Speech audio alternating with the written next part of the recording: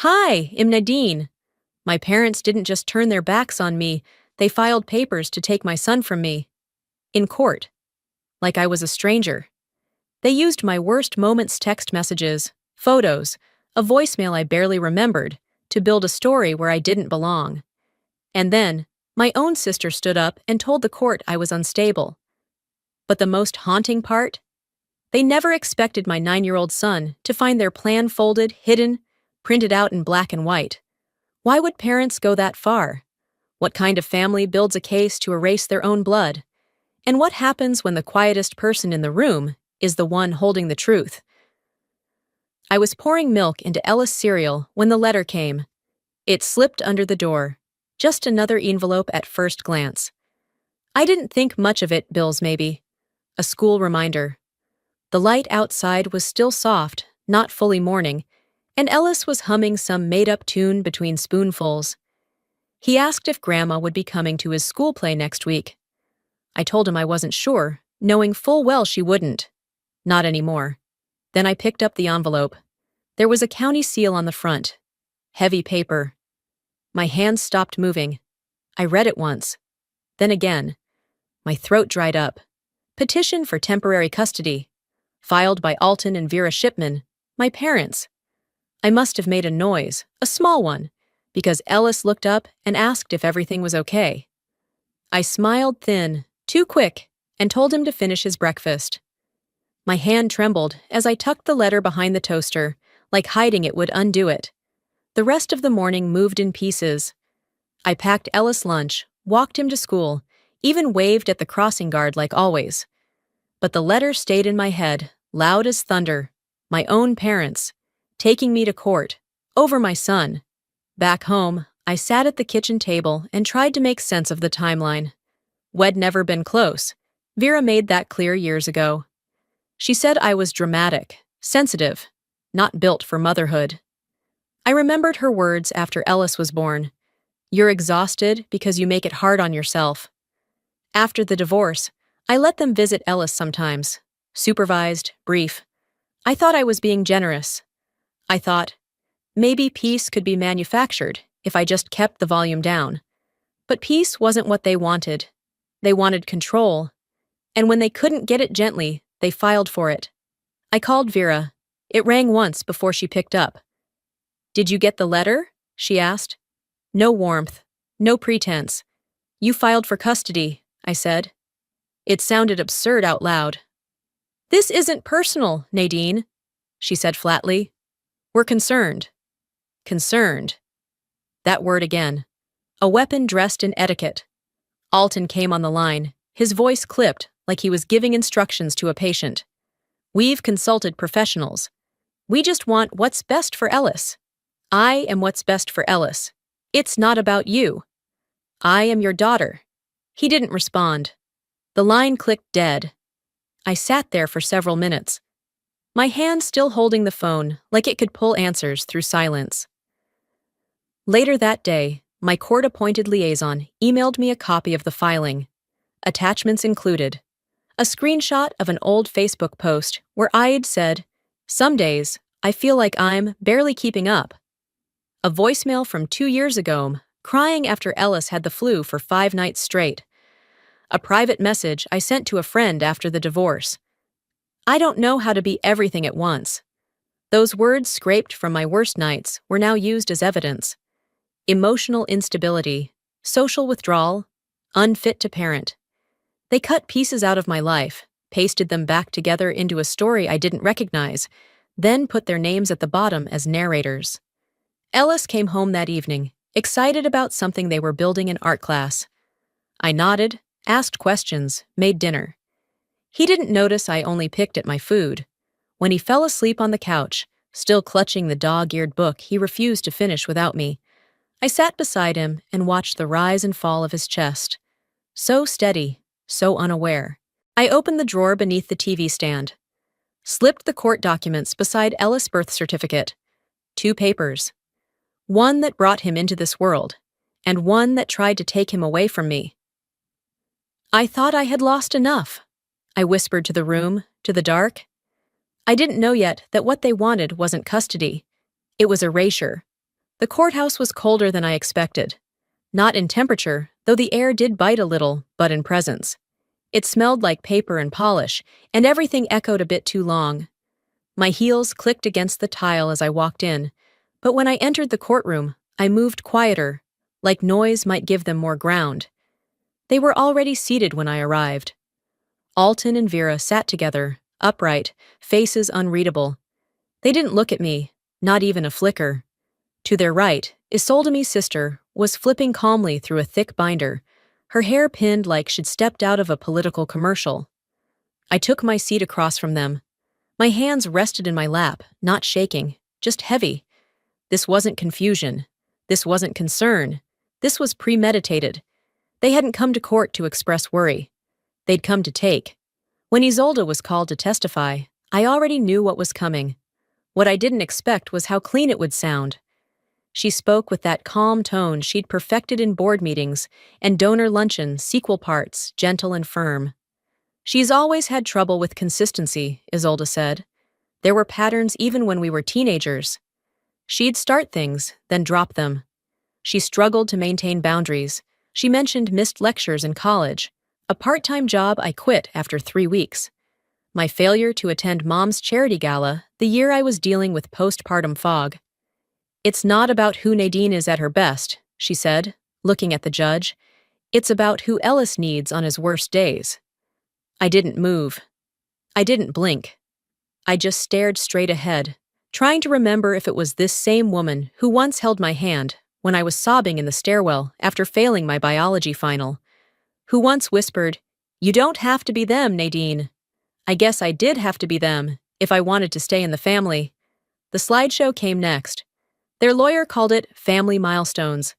Images flashed across the screen, my parents cutting the ribbon at a new church wing. Isolde in cap and gown, family vacations at national parks, Thanksgiving tables filled with smiles. I waited to see myself. I barely appeared. One Christmas photo showed me, blurry in the corner, reaching for a cup. In another, E'd been cropped out altogether. Ellis was shown smiling beside Isolde, her hand on his shoulder. My name wasn't said. My presence was erased. I looked toward the bench. The judge watched quietly, occasionally jotting notes. My own lawyer didn't object. It wasn't illegal to edit memories. I dug my nails into my palm, just to remind myself I still existed. 2 months earlier, E'd received a voicemail from Isolde. At the time, I didn't know what she was trying to say. "I always tried to shield you," she had said, "but now I need to protect what's left." What's left? That phrase burned more now. What was left, apparently, was the version of the family that didn't include me. The version that worked on paper. The one that looked tidy and predictable in court. Maybe they'd kept me on the edge all these years because they didn't know how to make me fit. Maybe it'd always been the draft copy they planned to revise out later. I realized then, my place in this family had always been conditional, and I broke the contract the moment I didn't self-destruct quietly.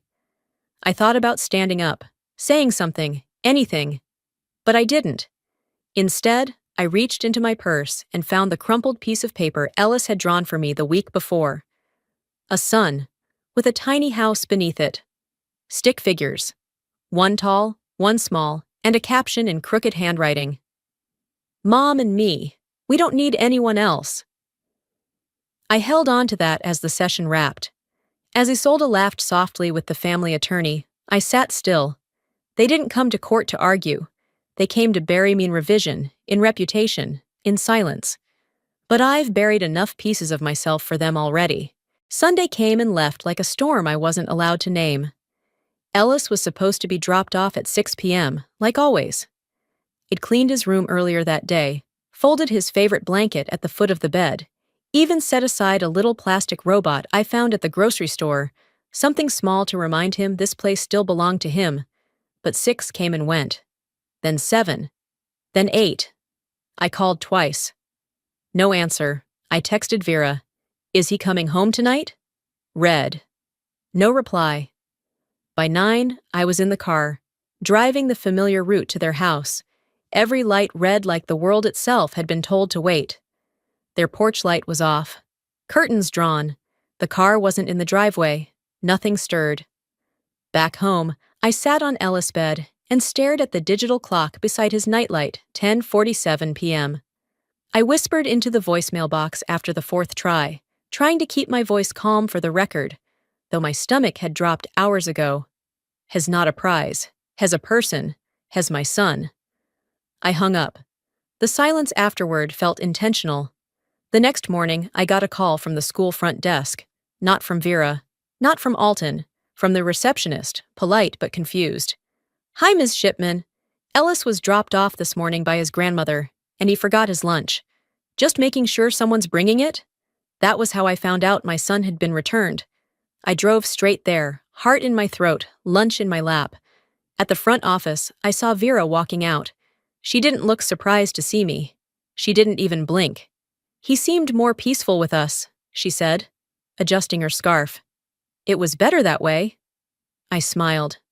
I didn't know how else to keep from screaming. Inside the school, Ellis ran to hug me like nothing happened. And maybe, to him, nothing had. But to me, everything did. Because when people start making decisions for you, especially about your own child, they've already decided you don't matter. By Wednesday, our next court update was logged in the shared system. I logged in through the portal and scrolled through the newly added affidavits. One line stood out. Evidence of emotional distancing initiated by respondent. There were message screenshots included. A thread between me and Ellis, cropped at just the right places. One line, taken entirely out of context. "Stay close to me. They don't know you like I do." I remembered that message. It was from when he told me Vera had scolded him for crying after a bad dream. I had comforted him, told him his feelings were safe with me. That line, now presented as emotional manipulation, made my chest burn. They weren't just trying to take Ellis. They were trying to paint me as obsessive, possessive, dangerous. Their strategy wasn't legal, it was narrative. They weren't just trying to win.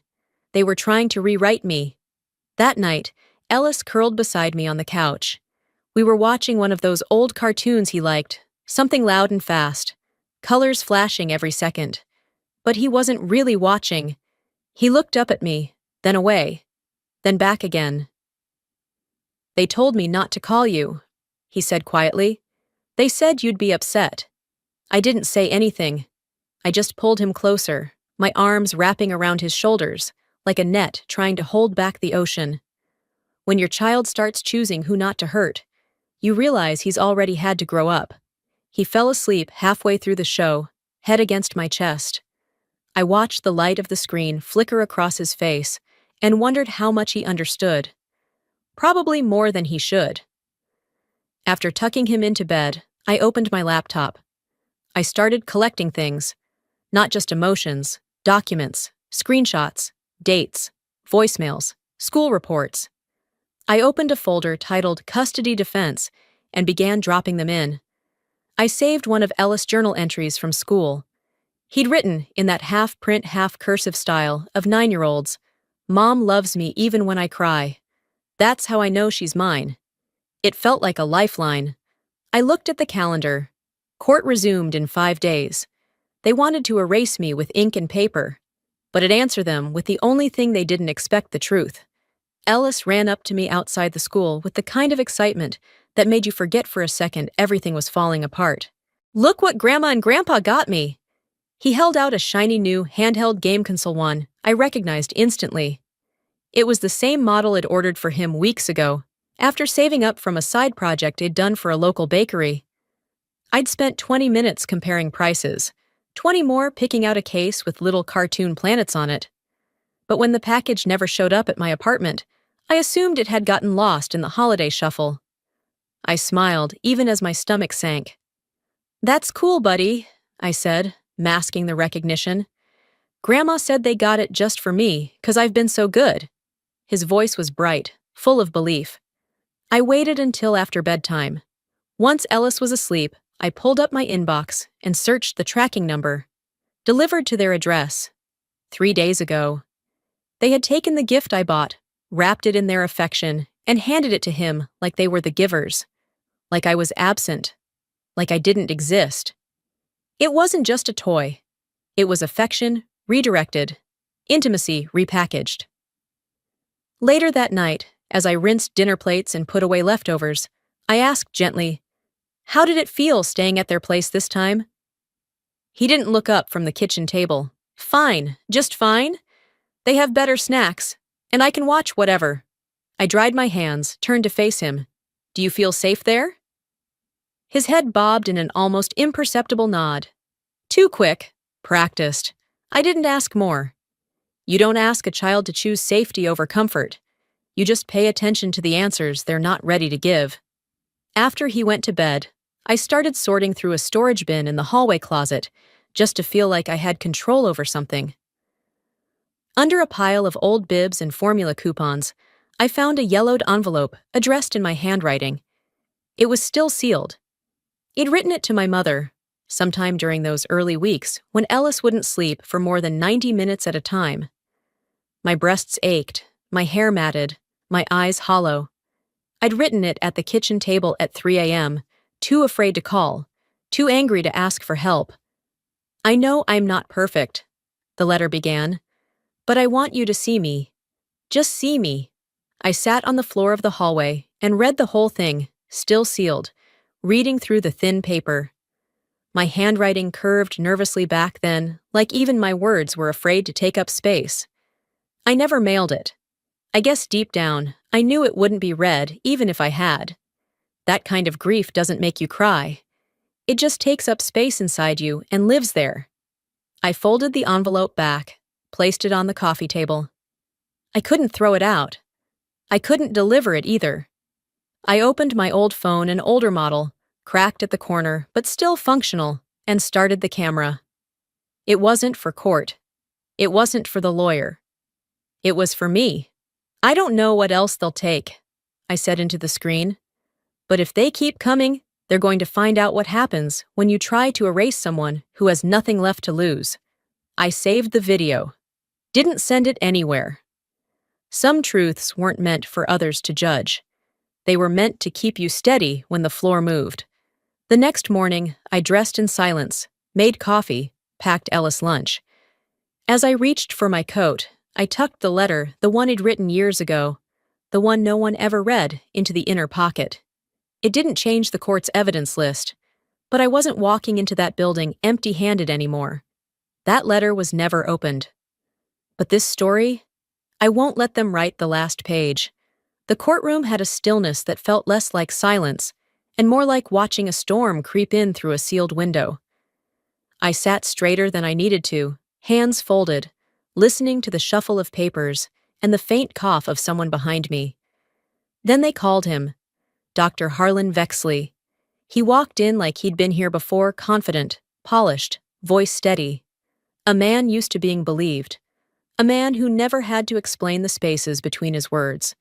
He was introduced as a licensed psychologist, brought in to provide an objective behavioral assessment. But I'd never seen him, never spoken to him, and he had never met Ellis. Still, he spoke with authority, quoting vague studies and naming patterns like inconsistent maternal response and attachment disorganization due to emotional volatility. I felt my shoulders stiffen. Ellisme Ellis was being discussed like a case file, like a collection of checkboxes. The judge asked no questions. My lawyer leaned over, whispered, "Let me do the talking." I nodded, because my voice was already being overwritten in real time. Dr. Vexley claimed Ellis displayed hesitation in relational alignment, that his drawings showed maternal anxiety symbolism, whatever that meant. My son draws dragons and planets 9. Then came the dagger. In my professional opinion, the child's current living environment may be contributing to developmental confusion and emotional unpredictability. I stared at him, my pulse so loud I could barely hear his next sentence. Not once did he say the word love. When it was our turn, my attorney stood and asked plainly, "Dr. Vexley, have you ever observed Ms. Shipman in person?" "No." "Have you ever spoken directly to Ellis Shipman?" "No." "Then your entire testimony is based on documents provided by the plaintiff, correct?" "Correct." It should have been enough to break him, but it wasn't. Because he didn't need facts, just tone. Words like concern, emerging patterns, suggestive behaviors. They floated in the air, dressed like science, but built like insinuation. I sat there, letting each phrase land, letting each pause underline what no one dared say out loud. She is the problem. The judge nodded, made a note. That's all it took. Then came Exhibit B. The plaintiff's counsel handed over a folder marked historical medical concerns. Inside was a document I recognized and didn't. A postpartum evaluation from when Ellis was a newborn. Only it wasn't accurate. The name of the clinic was correct. The counselor's name, yes. But the date was off by a year. And the language? The words weren't mine. It described prolonged episodes of detachment, refusal to breastfeed, and disassociation under stress. I remembered my sessions. They were hard, but I showed up. I cried, I talked. But I was never diagnosed. I was told I was tired, human, new. I leaned in, whispering to my lawyer, "That's not real. That's not what was written." He nodded once, raised his hand. The judge paused and agreed to review the original medical record before ruling on the exhibit's admissibility. But the seed was planted, and they knew it. I didn't react. I didn't flinch. I let the accusation hang in the air and chose to respond with something harder than anger, stillness. Because that's what they were trying to steal. My calm. Vera sat across from me, writing notes like she was documenting a museum display. Isolde sat beside her, arms folded, like she'd already accepted the judge's ruling. They didn't speak. They didn't need to. Their silence was its own declaration. But I wasn't sitting for them. I was sitting for Ellis. I took a breath. They wanted me to crumble, to fit the frame they built. But I wasn't going to oblige them. I could feel the shape of my strength now. Not loud, not sharp, just there. After court, I drove home without music. Ellis was with a sitter. The house felt too still, but for once that wasn't a threat. It was room. I opened the drawer beside my bed and pulled out the file I'd started 3 weeks earlier. Pay stubs, teacher notes, Ellis attendance record, photos of birthday cakes made in my kitchen, a note from his dentist. No missed appointments. I laid them out like armor. They wanted to bury me under paperwork. I'd answer with mine. And this time, the words would be true. The first thing I noticed was the phrasing. I had gone down to the courthouse clerk's office to request copies of recent filings. It was a routine part of this hellish process, now more folders, more ink, more words meant to reduce my motherhood to a mistake. I was skimming through the latest motion when the language stopped me cold. In a section labeled Custodial Notes, Ellis was referred to as the child of the respondent. Not her son, not Ellis Shipman, just that clinical, distant, and deliberate. The same way you'd describe a missing briefcase or a misplaced invoice. I kept reading. In the part where the court typically lists primary caregiver, the line beside my name was left blank. Blank. I blinked, reread it, and set the paper down slowly, careful not to crumple the edge like it was something alive. My fingers felt colder than they should have, and the room, the beige walls, the fluorescent lighting suddenly pressed in on me like a sealed box. I walked out into the sharp air of the parking lot and sat in my car without turning the engine on. The word respondent echoed louder than the heater ever could. Later that afternoon, I picked Ellis up from school. He was waiting by the main entrance, swinging his backpack like nothing in his world had shifted. His cheeks were red from the cold, his smile unbothered. "They taught us a new song in music today. You want to hear it?" I nodded. "Of course!" He hummed the first few bars as we walked to the car. It was off-key and perfect. I didn't mention the document. I couldn't, because no matter what language the court used, he still called me Mom. At home, I made dinner while he sprawled on the floor, half playing, half humming. I offered to help him clean out his backpack before he returned to his grandparents the next morning. He groaned but agreed. "Let me grab it," he said, dragging it toward the table. As we unzipped compartments and dug through snack wrappers and folded worksheets, something caught my eye. A folded piece of paper tucked in a hidden zipper pouch on the back. "What's this?" Ellis paused. His face went still. "I don't know if I was supposed to take it. I found it at Grandpa House, behind the desk." I opened it slowly. The page was printed, the header marked with a date from 2 months prior. Guardianship Strategy, Contingency Plan A. My vision narrowed. Paragraph after paragraph laid out talking points, phrases to use in court, strategies to emotionally distance Ellis from me while maintaining the appearance of moral clarity. It was signed digitally by someone from a private law office I hadn't heard of before. Ellis stood silently, waiting. I folded the paper shut. "Why didn't you show me sooner?" He hesitated, then said, "I didn't want to make things worse." I thought, maybe it'd be better to wait, for when it really mattered. That undid me. I crouched down, pulled him into my arms, and finally let myself cry. Not loudly, not with drama. Just enough that he felt it on the side of his neck, where my cheek rested. I've been collecting receipts, I thought, but he collected the truth. I didn't ask more. I didn't need to. Whatever instincts I had that were supposedly unstable had raised a boy who knew the weight of silence and when to break it. After he fell asleep, I sat at the dining table with the letter open again. I read every word twice. I scanned it, saved it to a secure folder, and emailed it to my lawyer with a subject line that read, "Found by Ellis. Confirm admissibility." Then I whispered something aloud, to no one. They made their move. Now I'll make mine. I slipped the paper into a plastic sleeve and filed it in my binder. A quiet weapon, because no one expects a mother to fight back with silence, until that silence holds their secrets. The manila folder under my arm felt heavier than it was. I clutched it like armor as I walked into the courtroom that morning, my heels firm against the tile floor. Not fast, not slow, just deliberate. My attorney met me at the table, already aware. "We got the confirmation," he said, nodding toward the folder. "It's admissible." I didn't smile. I didn't need to. I just placed the folder gently in front of him, like it was a torch ready to burn everything down. Across the aisle, Alton sat stiffly. His mouth was tight. Vera was too busy pretending to take notes to make eye contact. Isolde looked at her phone, poised like this was just another meeting to get through. But I watched my father's jaw shift when the judge called for the submitted material to be read aloud. "Counsel, please proceed with Exhibit 12, the judge said. My lawyer stood.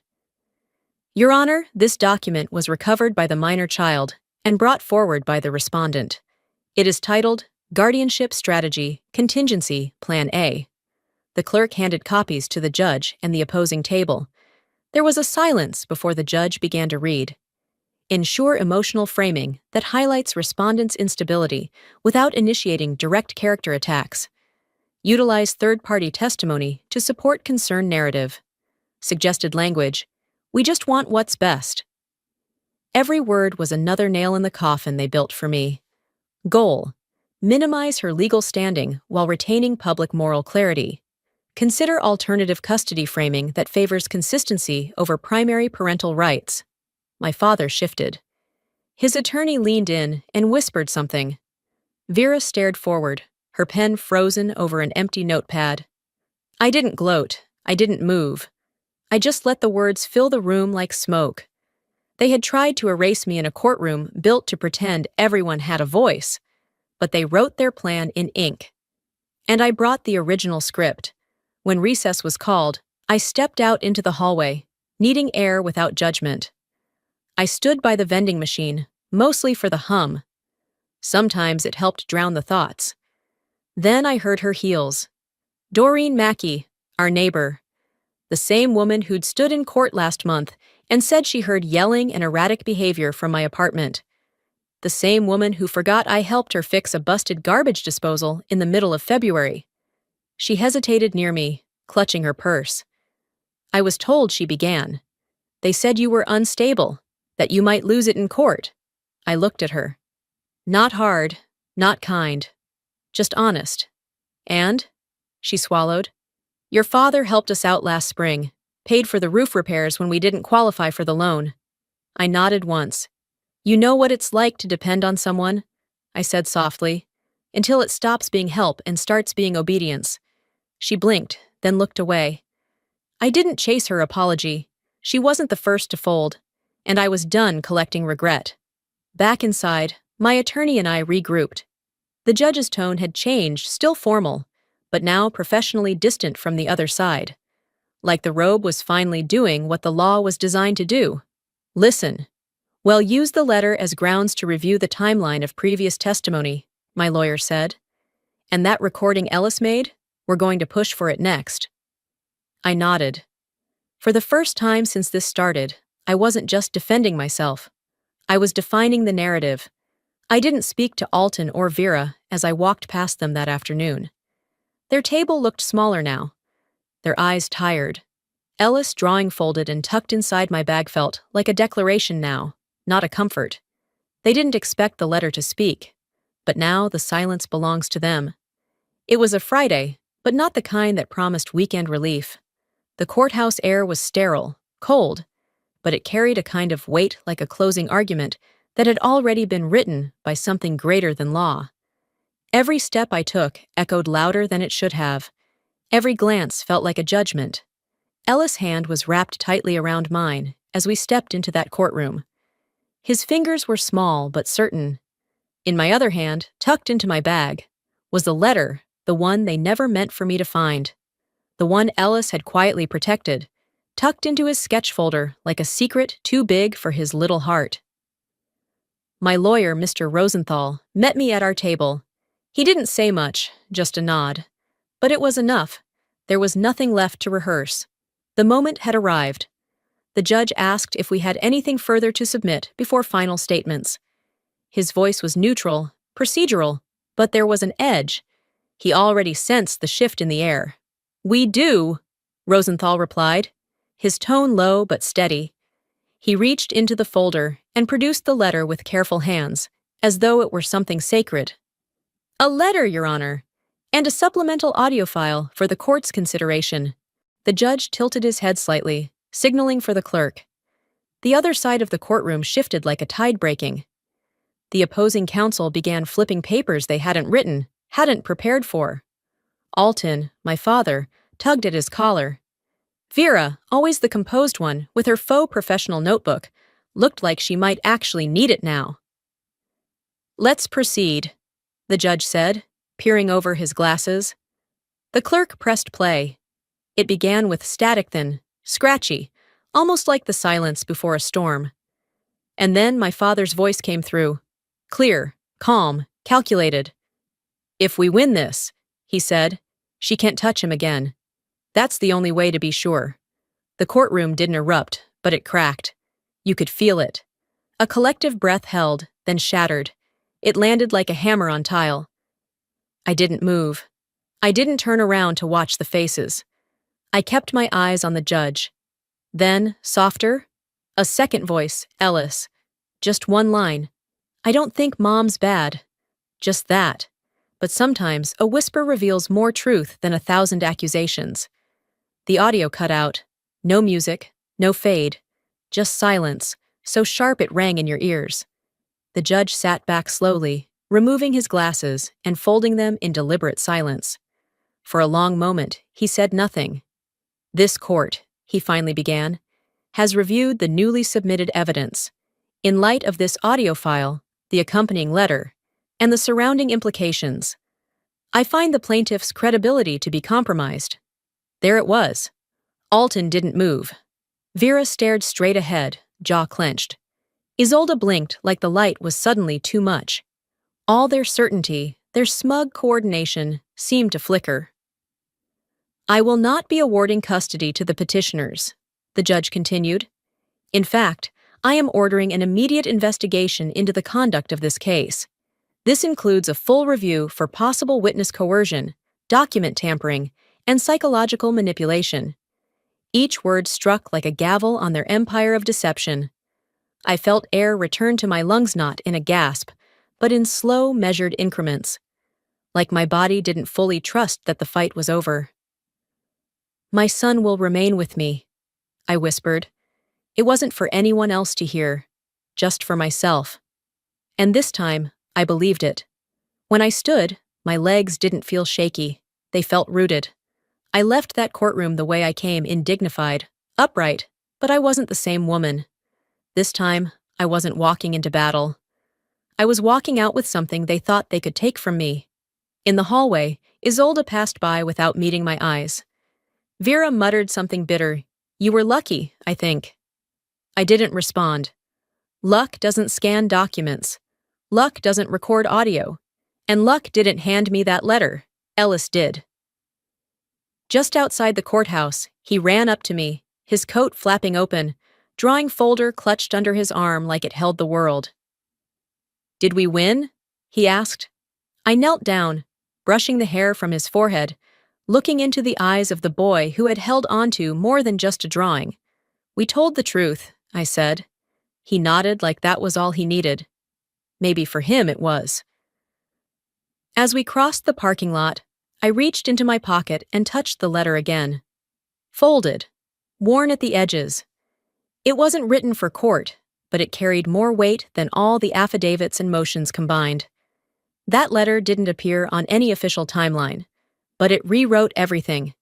They built a story without me. I just tore out the last chapter. Justice gave me space to breathe. Healing, though? That would be the long walk home. One step at a time.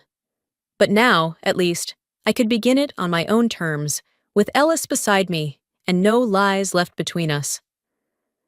2 weeks after the ruling, the house was still quiet in the mornings. The difference was, I could hear the quiet now, without wondering what else they might take from me. Ellis sat at the kitchen table, legs swinging beneath the chair, spooning cereal into his mouth like it was just another Tuesday. Because to him, it was. No court today, no suit to iron, no folder to double-check. Just him and me, and the sound of a spoon tapping a ceramic bowl. I didn't bring up the verdict. I didn't bring up the silence from the other side either. No phone call, no message, no dramatic fallout. Except for one thing. Isolde had sent an email. 2 words. "I understand." I never responded.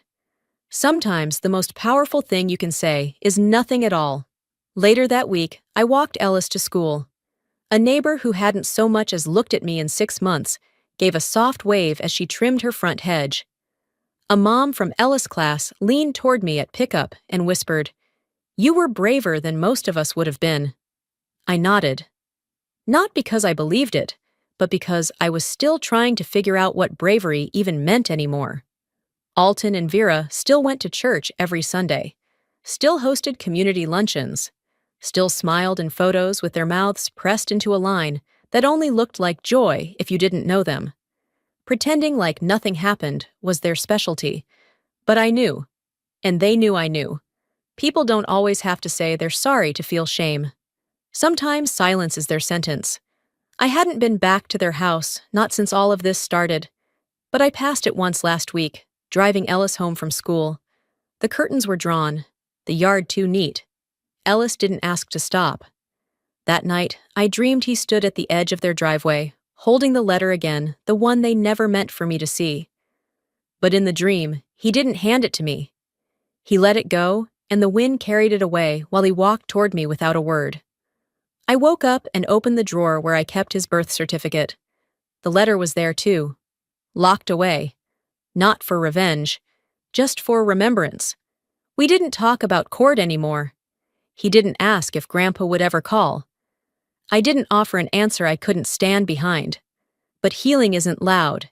It's not clean. It moves like water, quiet and unshaped, until it finds its way through. One evening, Ellis came to me with a folded paper in his hands. His cheeks were pink from the cold, his fingers slightly smudged with marker ink. He unfolded the drawing slowly. A house. A sun. 2 stick figures holding hands. Underneath, in his uneven print, "Home is not where people say it is. It's where someone waits for you." I didn't ask who told him that. I didn't ask if it came from a teacher or a book or just his own heart. I just pulled him close and whispered into his hair, "He'll always wait for you." Some promises are too big for courtrooms. This morning, I walked to work my new part-time job at the local community office. It's nothing fancy, filing, phones. But the chair's stable, and no one looks at me like I need to explain the past. I stopped by the corner grocery on the way home, grabbed a bag of fruit, and paused on the sidewalk as the wind picked up. The sky was bruised with winter, but I breathed easier than I had in a long time. They tried to take my name off the record, but my son made sure I was never forgotten. Some stories don't end with revenge. They end when someone chooses peace over silence. In the end, this wasn't just about custody. It wasn't even about courtrooms or legal strategy. It was about being seen, being heard, and refusing to let anyone, no matter how close, rewrite your worth. If you're a parent, a daughter, a survivor of a quiet war like mine, I want you to remember this. Silence can be strength, but only if you use it wisely. You don't have to scream to reclaim your name. Sometimes the most powerful thing you can do is stand your ground with truth in your hands and love in your voice. I wasn't erased. I was rewritten by my own resilience and by the child who never stopped calling me Mom. Now I'd love to hear from you. Have you ever been made to feel invisible by the very people who should have supported you? How did you find your way back to yourself? Drop your thoughts in the comments. Read every single one. And hey, if this video touched you, helped you feel seen, or made you think of someone you love, leave a comment with the number 1, or tell me what city or state you're watching from. And if you didn't connect with the story, let me know why. This space is for honest conversation, not just agreement. If you want more stories like this, real, raw, and deeply human, make sure you subscribe to the channel so you don't miss what's coming next. Because healing doesn't happen in silence. It happens in stories. Let's keep telling them, together.